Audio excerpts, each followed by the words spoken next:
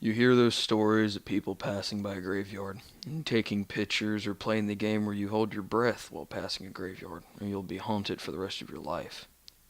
Well, this story is different. My name is Travis, and I've done something horrible. I released it.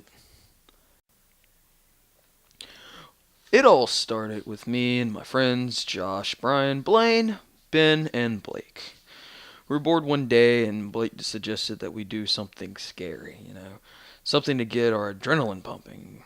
Without a doubt, we all agreed in about an hour. Blake had went to some website on his phone that had some local horror fun, but turns out there was a local graveyard of Newberry, which was supposedly had a dead man with the name of James A. Bulkman. Some neighborhood kids made a game with his grave called Sinister 6. My friends and I thought it was fake, but we went and thought, what the hell? We had nothing better to do to get some adrenaline. So, as stupid as this idea was, we had no idea. Brian found the coordinates of the graveyard. As we arrived, I could already feel that this was a bad idea. Before I go any further, let me explain the rules of the game. There must be 6 players. After arriving to James' grave, count to 6 with no interruptions. Everyone participating must give a blood sample. After the count of 6, run and hide. Everyone gave a blood sample, but me, of course. I was the one who was too scared to draw blood. The guys argued, "Aw, come on, Travis. Yeah, man, we gotta have 6 people. It doesn't even hurt." I stood shaking my head, though, when I realized something. Blake wasn't in the group. I realized this too late. Very unexpected. Blake yelled as he snuck up from behind me and jabbed me in the arm with a sharp pen, drawing blood. Sneaky bastard. I went to take the needle from him, but the rest of the guys held me back while Blake put out the pen with my blood on it in the ground above the grave. I was a player now. I, being curious, wanted to see what would happen anyway. We lined up in front of the grave, and Blaine started counting. 1. At this moment, I wasn't feeling very nervous. 2. The sky had started to turn black, oddly enough.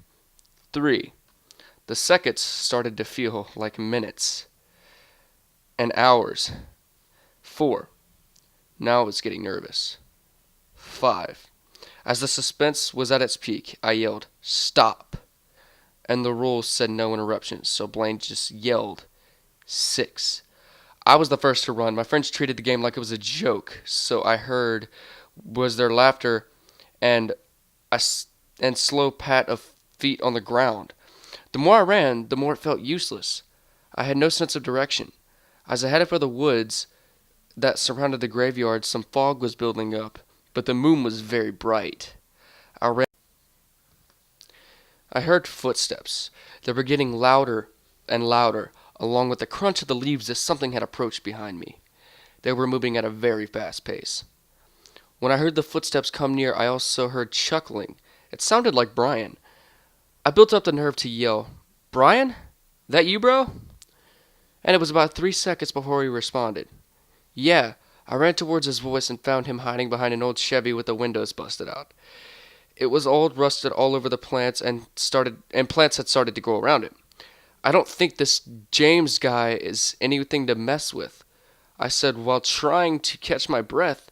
"I saw him, bro," he yelled.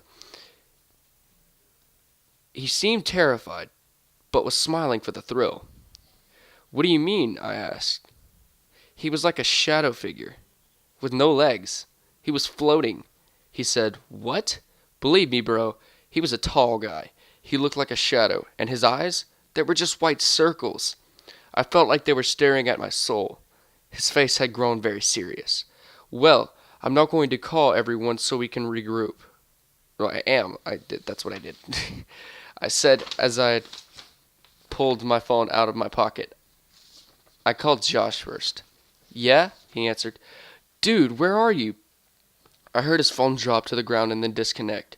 Then, off in the distance, I heard a scream and what sounded like pure fear and agony. Brian and I started sprinting in the direction of the scream. It took us 15 minutes to find him leaning against a tree, with his eyes gouged from his head. There was so much blood on his face and shirt and on the ground, we nearly puked. Carved into the tree above Josh's heads were the words, "Found number one." I was about to cry when Brian said, "Dude, if he hasn't found us by now, that means he's after Blaine, Blake." We got our phones out and started calling them. I called Blake. The phone started to ring. Then I heard a faint hum. It was rhythmic to my phone's ringing. I followed the sound and it came to a small clearing on the ground with was Blake's phone. He must have dropped it, I thought. I went over and picked it up. There was something warm and wet on it. I looked at the phone and it was covered in blood. On the screen there was something typed, but blood was in the way. I wiped the blood off on the ground leaves and the text read, "Found two." At this point I nearly lost it. I threw the phone as far as I could and turned to Brian. There was blood. I looked behind him and saw it, the shadow figure, the dead man named James. Brian had described the monster well, but seeing it was 1,000 times worse. I looked down and saw nothing. He was just floating midair. I looked into his eyes, and they were pure white. They seemed to pop out more because the monster was nothing but shadow. As I looked into his eyes, they were horrifying. I felt as if my soul was watched and being set on fire. I wanted to drop to my knees and just die. He had a faint smile that seemed to grow wider and wider, inhumanely wide. It was terrifying. I looked at its torso and saw something shining. It was Blake's knife, from where he must have managed to stab him. But then there was no blood that dripped, just a dark ooze. Then the monster ran away at a fast pace, taking Brian's corpse with him. I ran and ran and ran, but the woods seemed to have no end. When I thought I was close to escaping, I found Blaine. He didn't hide very well. He was still chuckling. "Dude, go hide somewhere else," he said. Blaine, this thing is evil. I saw him," I yelled. "What? Dude, that's pretty intense," he said with a smile. It was clear to me that he didn't know what was really going on here. "Josh, Brian, and Blake are dead, and I don't know where the hell Ben is." "What?" he asked. "Dude, I'm dead serious," I yelled. I showed him the blood on my hands from earlier. His face showed horror, and he started to cry. "Oh my gosh, I gotta go," he said. I yelled, "Wait, I gotta go," he said. He started running. I ran after him. After a minute I lost him and stopped running. I heard a scream up ahead. "No," I whispered to myself. I ran to There in front of me was Blaine's body. There was a hole in his chest that went all the way through. His heart was gone, and carved into his stomach were the words, "Found number 4." I cried. I lied on my back and just cried. You're wondering how I'm telling this to you now. I played dead for 2 days and slowly crawled an inch my way out of the woods. I'm alone in my room now recording this.